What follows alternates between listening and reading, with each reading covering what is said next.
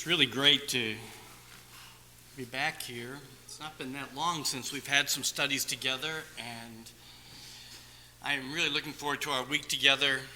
I'm going to tell you two things real quick about myself.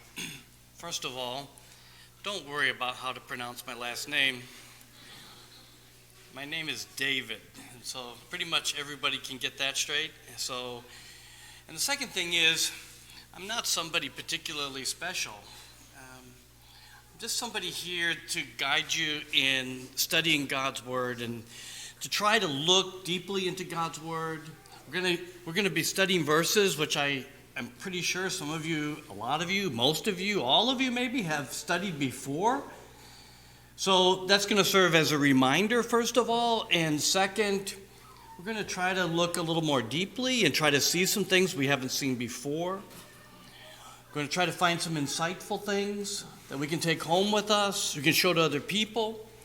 And we're going to try to look for personal applications.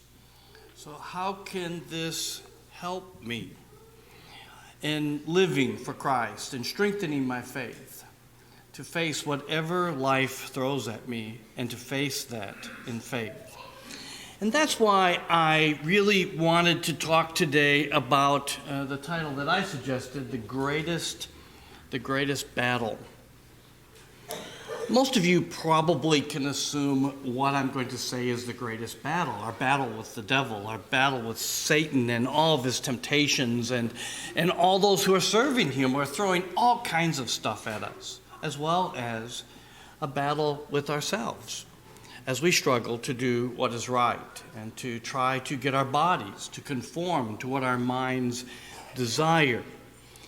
We know that the devil wants us to do bad things. The 7 deadly sins, lust, gluttony, sloth, wrath, envy, pride, the 7 deadly sins. Or maybe the 7 things the Lord hates from Proverbs chapter 6. Chapters 6, verse 16, 17, 18, 19. There's those 7 things listed. Or the works of the flesh that are listed in Galatians chapter 5, verses 19, 20, 21. I imagine you've studied those kind of things. You say, here are bad things, don't do these bad things. And for the most part, they're the visible things, the things that are obvious physical things that we fight. We have our hands pretty full with the obvious, visible, sinful things. What I want to talk about today is not those things specifically. What I want to talk about today are the battle of the mind, the battle for your mind, for what you think. One guy wrote, "It is intense, it is unrelenting, and it is unfair, because Satan never plays fair. And the reason why it's so intense is that your greatest asset is your mind." We lose sight of that. We lose sight of that because we think our greatest assets are physical things, including our physical bodies. And so because we think our physical assets are our greatest assets, a lot of times we think our greatest temptations are physical temptations. But I want to suggest to you that the opposite is true. The greatest asset that you have is your spirit, is your inner man, which is linked inseparably to your mind, to your thinking. And so the greatest battle that you have on your hands is the battle for your mind. What are you going to value? What are you going to think about? What are you going to fill your thoughts, your head with? What are you going to feed your inner man with? That is the battle for your mind. Now, there's a real sense in which the battle for our mind is the battle that Satan always fights. Always, in every situation. We don't always sense that because, again, we're physical creatures with What did somebody say? We are spiritual creatures having a physical existence, not a physical creature trying to have a spiritual existence. We are spiritual creatures, but because we are having a physical existence, we sometimes lose sight of the fact that when we are fighting Satan, when we're fighting temptation, sin always starts in the mind. Go back. So the devil's temptation with Eve in Genesis chapter 3, it was a mind game.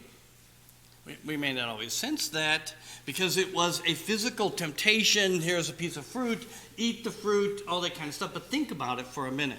We're not going to read it now. You can go back and think about it on your own sometimes. Has God said you can't eat of every tree? God knows that you'll be like God, knowing good and evil. It's a mind game. That's a mind game that the devil was playing with Eve. It was a mind game with Jesus in the garden. Now, mind game when Jesus was fasting out in the wilderness in Matthew chapter 4. Jesus and the devil. Stones to bread. That feels like a physical temptation, but it wasn't. Are you thinking to satisfy your body or your spirit? Jump off the temple and let the angels catch you.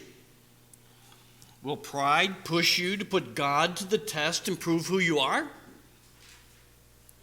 Fall down and worship Satan.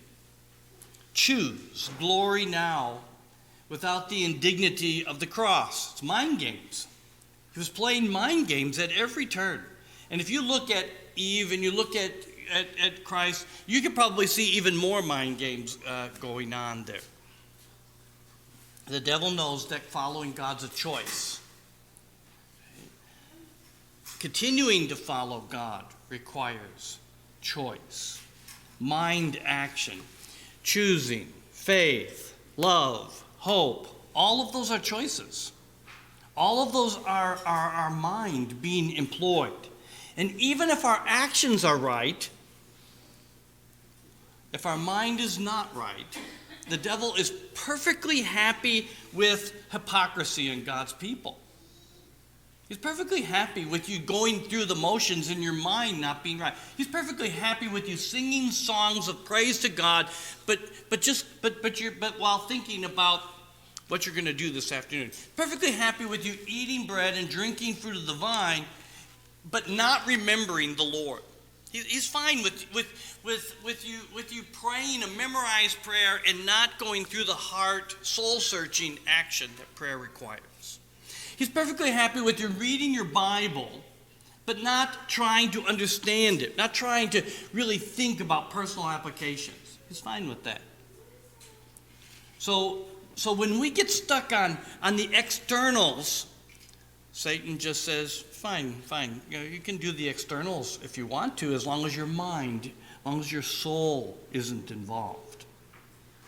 I want to talk about the battle for our minds in two different areas using the scriptures. And you can take it from there and find applications in a lot of different areas. First of all, I want to talk about lust. When I say lust, I may not be using lust in the normal, sensual, sexual kind of way, although it certainly will have application to that. But what I mean by that is that you're going to have physical and personal desires. The word lust just means strong desire. So what I want to suggest today is that the battle for the mind is going to first and foremost begin with your desires. What do you desire most? And the second thing we're going to talk about near the end is doubt. And by doubt, what I mean is unresolved personal questions that you may have. So sometimes we struggle with doubt and we don't work on resolving it. And this haunts us, and this affects our ability to overcome temptation and sin. come back to that one here near the end. So let's begin by talking a little bit about lust. It'll be very easy for you to follow along today because I'm basically going to spend our first half of the lesson in Romans chapter 1. And so you can open your Bibles and we'll follow along there. In the second half, we're going to spend in 2 Corinthians chapter 10. I hope you'll join me in Romans chapter 1, where in the very first verse I want us to read, which we read during our scripture reading, is verse 17. For in it the righteousness of God is revealed from faith to faith, as it is written, the just shall live by faith. What is the heart of the gospel? What does the gospel proclaim? And that is that the just will live by faith. God's people want to please God. God's people want to know God. They want to trust God. They want to look to God for everything. That's what faith is. Faith is this element of trusting God no matter what life may throw at me. So what could possibly cause me to not have faith? If the just shall live by faith, what thing could drag us away from faith? And I want to suggest to you that the answer is ungodliness, unrighteousness, and suppression of the truth. Look at that in verse 18. The wrath of God is revealed from heaven against all ungodliness and unrighteousness of men who suppress the truth in unrighteousness. So, the truth of God should be obvious, especially to God's people. It should be obvious that God is righteous, that God is truth, that godliness. So godliness is reverence for the things of God, that reverence for the things of God are the right way to go. But I'm going to tell you right up front, there are people who are going to suppress the truth in unrighteousness. So what they're going to do is that they're going to come and they're going to say what's true is not true and what is not true is true. And what is true they're going to suppress. They're going to question it. They're going to deny it. They're going to come up with reasons as to why what God says is true is not true. Now, look at verse 20 for just a minute. For since the creation of the world, his invisible attributes are clearly seen, being understood by the things that are made, even his eternal power and Godhead, so that they are without excuse. The people who suppress the truth, he says, they're without excuse, because the very basics of God, his eternal power and Godhood, his power and his character can be understood by the things that God has made. I'm sure you've studied many times the idea that we can look out into the world and we can see the order, we can see the design, we can see the beauty, and we can conclude that there is some kind of all-powerful being that has made all of this. Power, because it takes a great deal of power to do all of this, and Godhead, intelligence, because of the design, because it functions together.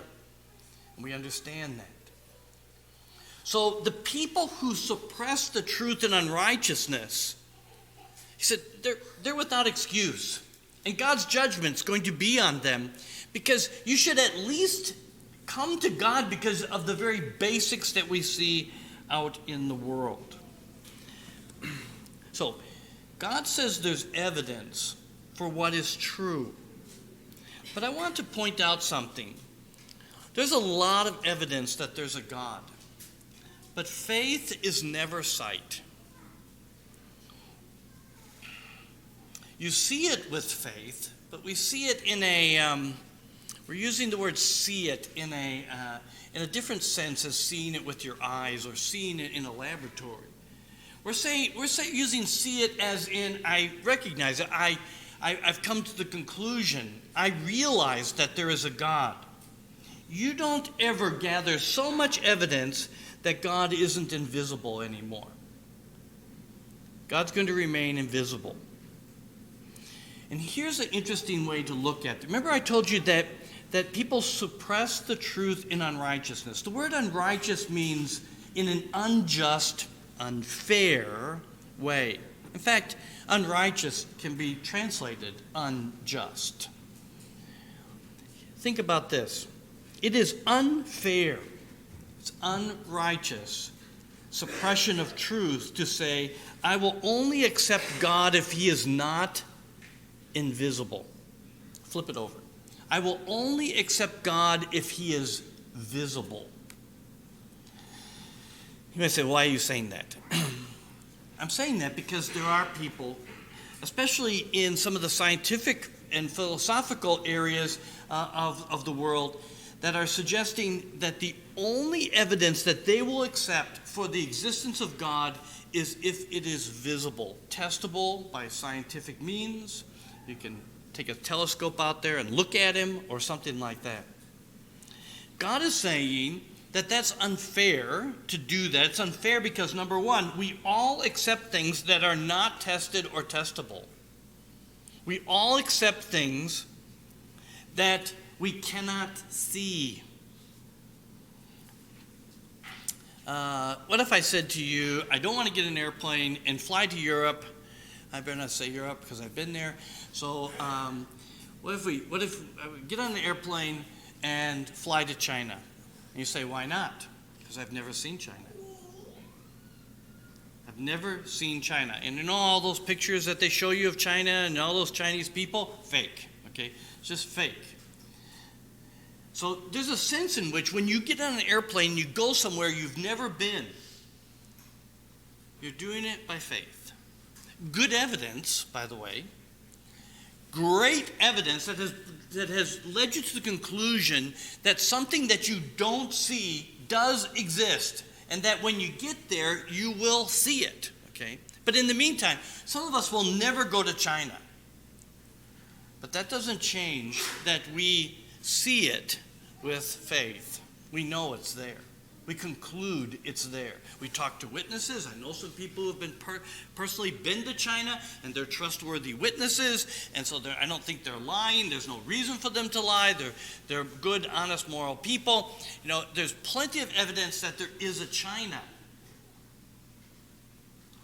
What I'm saying is that it is unrighteous, unjust, to say, I will only accept the things that I test out with my own eyes, with my own physical self to be true.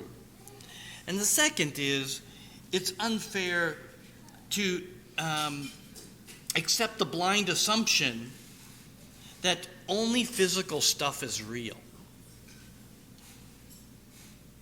That the spiritual world, the invisible world, things aren't real because we can't subject them to physical tests. We can't experience them physically in some way, especially when there is reasonable evidence for their existence. So some people have said, yeah, well, you could say that about alien abductions or something like that. So the same thing that proves there's a God that we can't see and we can never see, I'd say, well, there's aliens that we can't see and we'll never see. It's the same thing. But it's not the same thing. It's not the same thing for a couple reasons. The first reason is that although you and I haven't experienced it, other people have experienced God coming to earth in the form of Jesus Christ. And second, we have witnesses who witnessed that he did things that only God could do, including raising from the dead. And they recorded those. And these people tested out not to be crazy, not to change their minds, not to recant, even under the force of death. They didn't change their minds. It's unfair to say only the physical world exists. When that, you understand, that has not been physically proven to be true. I don't know if you've thought about that. But what physical test, I only believe in physical tests and physical things, what physical test can be conducted to prove that only the physical world exists. I say, well, that's kind of contradictory. You say, that's exactly right. We're not saying that the spiritual world is a subset of the physical world. We're saying the spiritual world is different, and that there's evidence that that is true. Every single one of us in this room has a spiritual side to himself that cannot be tested to be true.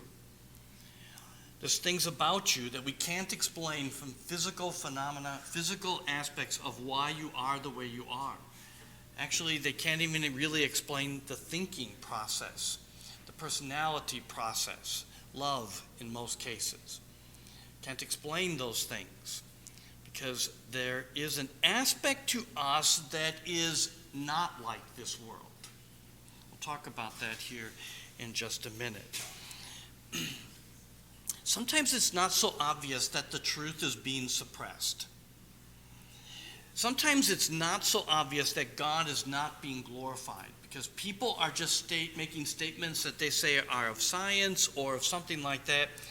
But I want you to understand something, that there are people who are elevating physical things to the status of God as the most important things in your life. And they are serving this world as though it is their God, and they are making physical things the only thing.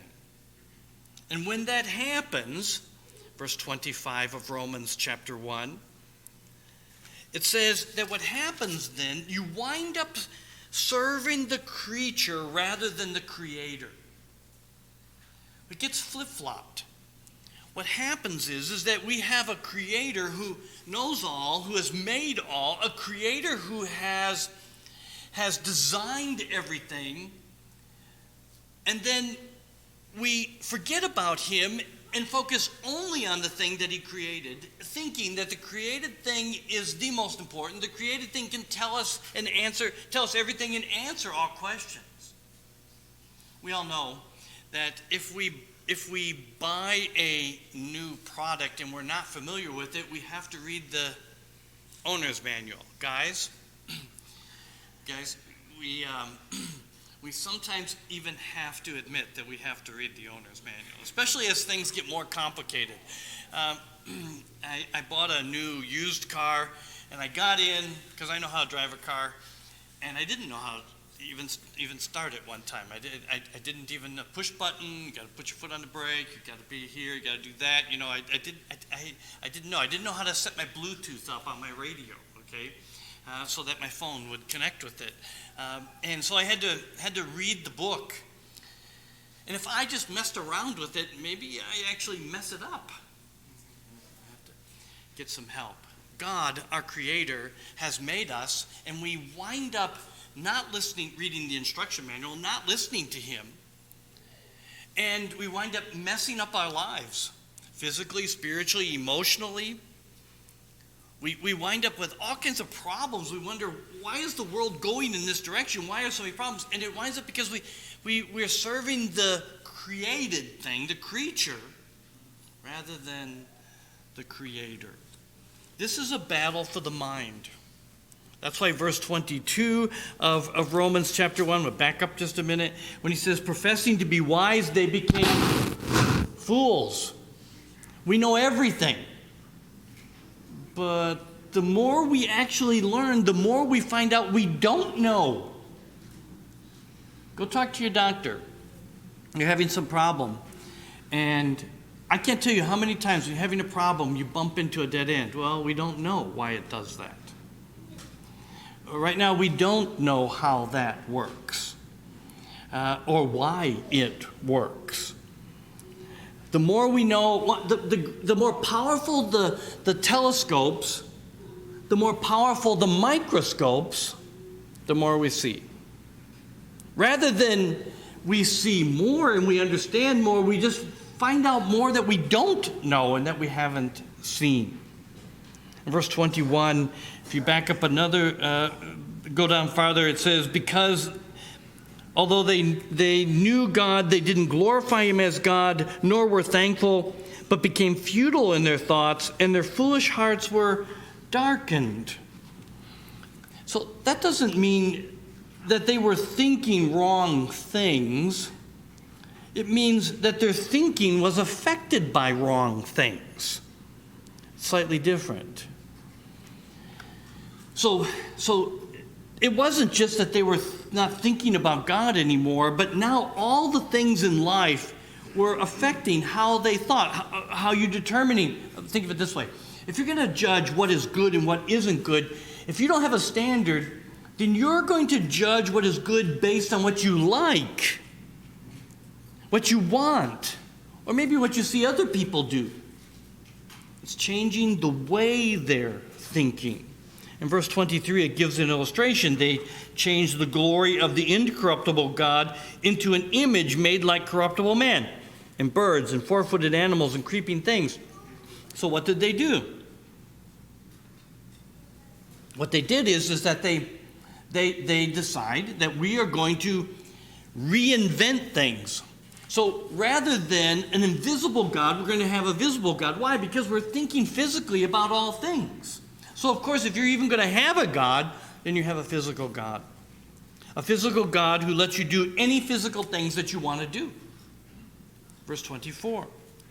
Therefore God also gave them up to uncleanness and the lusts of their hearts to dishonor their bodies among themselves.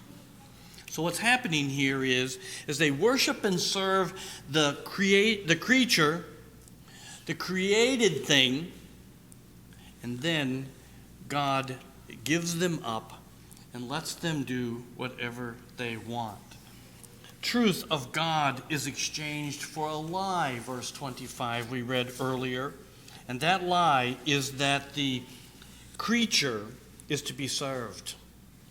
Do whatever you feel like doing. Do whatever you want.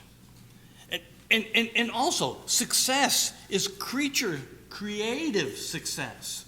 So success and the good life is defined by having things, or being healthy, having a family, traveling, doing what you want to do. God says, listen, that's not what life is about. It's not about the physical world. It's about the spiritual. That you are redefining the world, and you are worshiping the creature, even if you don't bow down to an idol. You're worshiping physical things, serving them, rather than the Creator. They didn't like to retain God in their knowledge, verse 28 says. The sins that are listed in verses 28, 29, 30, 31, they didn't like to retain God in their knowledge. God gave them over to a debased mind to do those things which are not fitting, being filled with all unrighteousness, sexual immorality, wickedness, covetousness, maliciousness, full of envy, murder, strife, deceit, evil-mindedness. They are whisperers, backbiters, haters of God, violent, proud, boasters, inventors of evil things, disobedient to parents, undiscerning and untrustworthy, unloving and unforgiving, unmerciful, who knowing the righteous judgment of God, that those who practice such things are deserving of death, not only do the same, but also approve of those who practice them. These things are, by the way, the moral argument for God. That's what he's actually arguing here. In other words, he's saying there's no reason for man to be moral if he's just an animal. There's no reason. If he's not somehow in the image of God, there is no reason for man to be moral.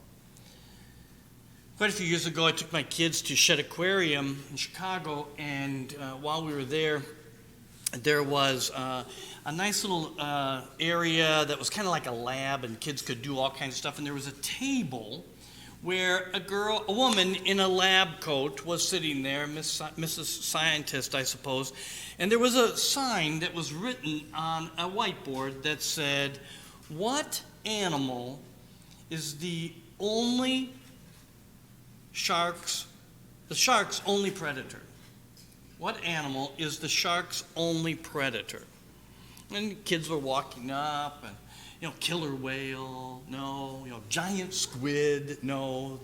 The dolphin, no. And all these kind of people bombing out there.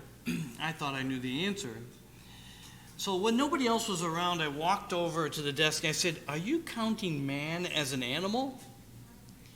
And her response was, "Of course." And so I leapt over the desk and bit her on the leg. Okay, I may not have done that. But had I done that,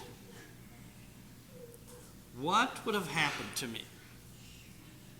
Security would have been called, it would have been carried off, maybe to jail or to a rubber room somewhere, and I would have been investigated. You were acting like a animal. I thought, I am an animal. When people act like animals in the world, we embrace some of it and reject some of it. Okay?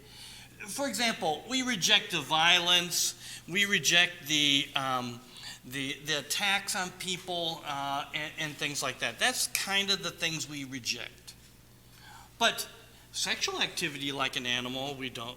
That's acceptable today. The idea of commitment and marriage and abstaining, people are like, what? No, we have these animal instincts, these animal desires. So just live with it. But our culture, our society is really, really struggling with this right now. And the reason that it's struggling with some animal desires are to be rejected and some animal desires are to be accepted is because there's no standard. There's absolutely no standard. And of course, if we're going to label ourselves as animals and we don't have a spiritual side to us and there is no God, then of course there is no standard other than do what is loving, do what is doesn't hurt your neighbor. Where is that written? Where is that written that you have to be loving? Where is that written that you have to, not force somebody to do something that they don't want to do? Where is that written as animals? What animals do you see having that kind of standard? So of course animals kill their young. That's acceptable in our culture today. Of course animals abandon old animals and kill them. That's being promoted in some aspects of our society today. Sexual activity is not monitored or seen as anything that's supposed to be controlled. That's happening, of course, to us today. You see the problem? And that's exactly what he's writing about here in the book of Romans. So they didn't retain God in their knowledge, and so as a result, they just started living like animals. And if you look at that list, the haters and proud and disobedient and undiscerning and untrustworthy, unmerciful, whatever, just read that list, and you're just saying, well, that's the way people are. Of course people are like that if they look at themselves as animals and they no longer retain God in their knowledge. And God says, well, if you decide to abandon that part that is like God in you, then it's understandable that a person no longer favors their spiritual side. We consider it a mental problem if morality is completely absent. That's what a psychopath is. Okay? Animals are not psychopaths. Every once in a while, a trained wild animal, a tiger, mauls somebody. It's sad. I'm not in favor of tiger maulings, but I'm just going to say, what do we all say? It's a wild animal. You risk that when you're around them. We don't put the tiger. We don't put the tiger in jail for a moral infraction. We understand that. That's what our society is struggling with. What he's saying here is that the greatest battle for your mind of lust, the desires of your animal side, what God is saying here is that your physical and personal desires are to be controlled by your spiritual side, not the other way around. And if you're struggling with lust, you're struggling either in a sensual, sexual sort of way, or just as in a lust for life, what God is saying is that what you're going to need to do is that you need to immerse yourself in the spiritual side of you that was made in the image of God. You're putting an emphasis on the wrong thing. Real quick, let me just talk to you a little bit about doubt for a minute from 2 Corinthians. You might want to turn over there, 2 Corinthians chapter 10. Because I think that there's another thing that we need to talk about just briefly here, and that is that we sometimes have unresolved personal questions that we don't deal with. And because I'm not sure about some things, then everything else becomes unsure. I don't deal with them. And so somebody says, well, you have to do this. Seems pretty clear in this scripture, but there's this whole thing over here that I haven't quite resolved. And so we can't just make ourselves vulnerable and throw ourselves completely into it because of doubts or skepticism. In 2 Corinthians chapter 10 and verse 3, it tells us that we have a commitment. And our commitment, and this is also in conjunction with Romans 1, is that though we walk in the flesh, we do not war according to the flesh. This is not just a physical battle. Okay? This is a mind battle. We can be deceived into thinking that it's simply a physical battle. Physical in the sense of stopping some physical problem, some physical sins, by doing the right physical actions. Just if you do enough of the right physical actions, then you'll do what's right. If you stop doing enough of the bad things, then you're doing what's right. Physical in the sense of understanding the physical world. Understanding, having, for example, physical success and physical power and physical things. Physical in the sense that the physical walk is all there is. He says, listen, this is not primarily a physical walk. It's a spiritual walk. It's a spiritual war. And he says in verse 4 that the weapons of our warfare are not carnal, but mighty in God for pulling down of strongholds.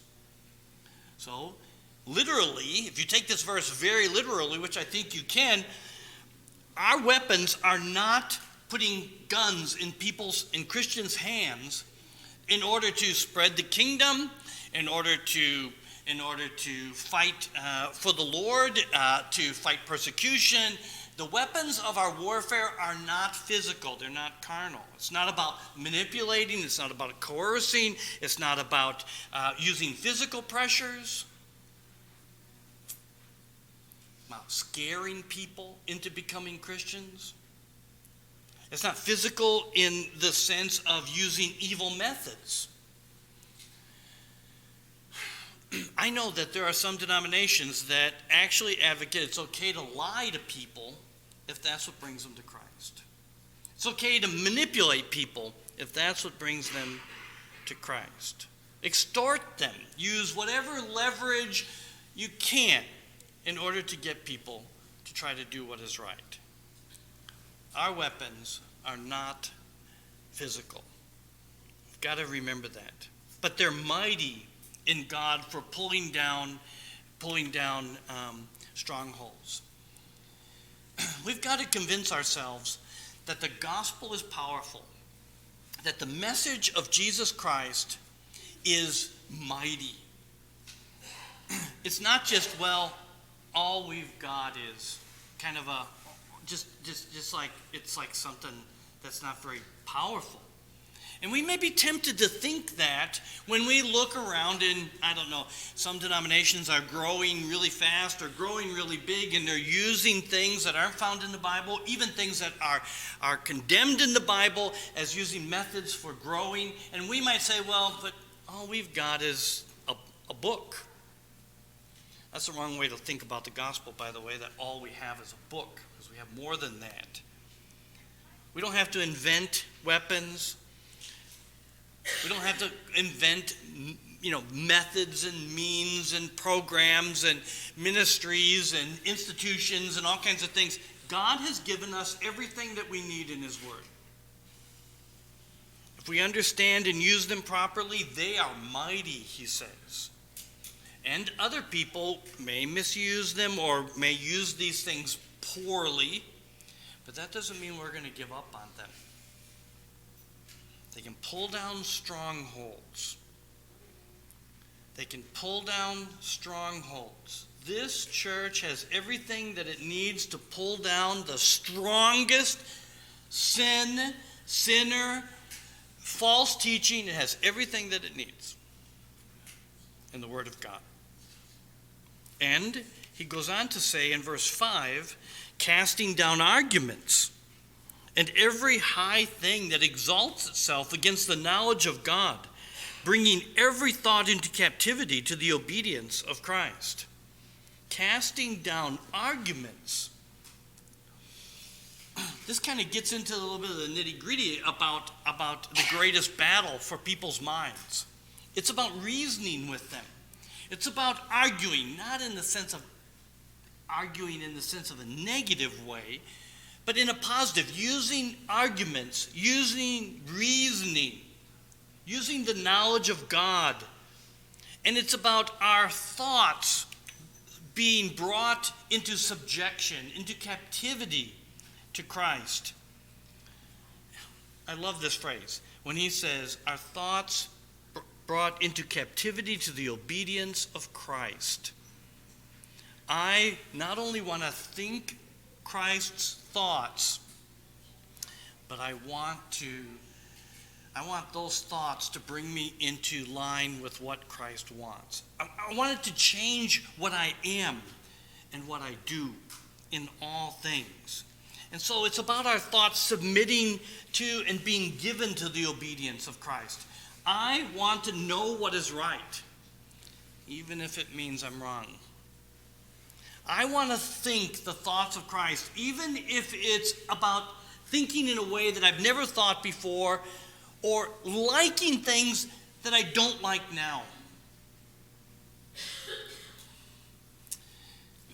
I really believe that we can change our minds. That's what the word repentance means. Sometimes I'm afraid we think repentance just means change your actions. And so there are people going around with their actions changed, but on the inside, they're saying, I wish I could, I wish I could, I wish I could, I wish I could. I know a woman that Robin and I study with who sometimes says, I don't like this, but I'm going to do it anyway, because I know it's in the Word of God. And that's admirable. But I think it's dangerous to continue thinking that way and saying it. So if you don't like it, I'm saying yes, do it anyway. But I'm going to say that we need to study until we like it. We need to pray, and we need to serve, and we need to submit until we like the things of God. And I'm saying our minds can change to where we actually like doing. We look forward to doing things that we never thought that we would like. Most people don't sing. Some of you are singers. You're singing in the shower. You're singing while you're mowing the grass. You're singing in the car, and you're singing while you're shopping for groceries. People are looking at you like you're crazy, and you don't care. You're just a singer. And some of us aren't. Never sing. Favorite song on the radio? Maybe you love to listen to it, but you don't sing along. When you're vacuuming, you're not singing. And when you came into, to be among God's people, and there they are singing, and there's no instrumental music to help us kind of make it sound better or something, and people are doing the best that they can. They're just pouring their hearts out to God. Maybe at first you thought, oh, this is awkward for me. I don't really like this because I'm not a singer. And then suddenly you realized, wait a minute, this is not about performance. This is just about pouring my heart out to God. And that good or not good, I'm going to do my best, but good or not good, I can sing here. Lots of churches, you got to be somebody special. Given a microphone, stand up front. I could never be one of those people. But God's people are different. God's people are different, where we just pour our hearts out in prayer. We pour our hearts out at the Lord's Supper. We pour our hearts out in study of God's Word. Or in a Bible class. What if I'm wrong? What if you are? There you learn something. Oh, and it's great. Great that we learned something and I got to grow. It's a battle for our mind. And when we have questions, when we have doubts, and we're not resolving those, we're making ourselves vulnerable. Vulnerable to temptation. We've got to see that we're trying to bring every thought into captivity